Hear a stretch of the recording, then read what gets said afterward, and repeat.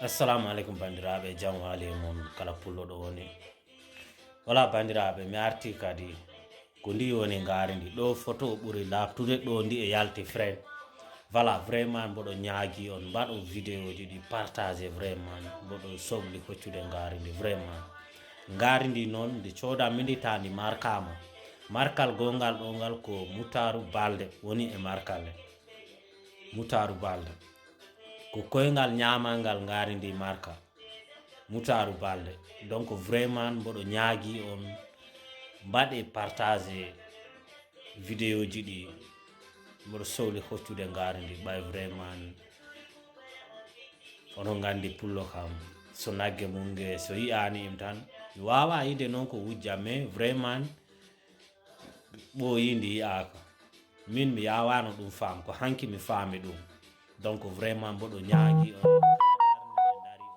kala ballal ngal mbaɗɗon bandiraɓe so jii ndiɗo ngari rek vraiment na mbimi e oɗa vidéo ni mbaɗe feere mbaɗon contact e waaji am Aliou Balde toon to kurunkurunto siko heede hon jiiru on ɗum so tawi ko heede ga o ga Moussa Seydi mi haalani o waaji am e Sare Sendi kamɓe fof ɓe dari hen ha e Sinthiane Mutaru naɓe kamɓe fof soko enen gemen kakkungel ɗum kayal ɗo mi haalani onon gandi ko Abla Rassa Grand Laye e Alassane Balde mbaɗon contact e maɓɓe vraiment ngari ndi wawa majjude e ndemen hakkude ɗo ɗum ɗo wawa wonde ɓay ngari ndi e marka. Donc raw wona neɗɗo hirsandi kala ɗo ndi wawi nadde e aduna e mande hocce min ko nde mi arti ɗo ɓay ko 2 mois mi yara han depuis mi arti kono so wonano ɗum ko min no jaari mi hotanno nde yahande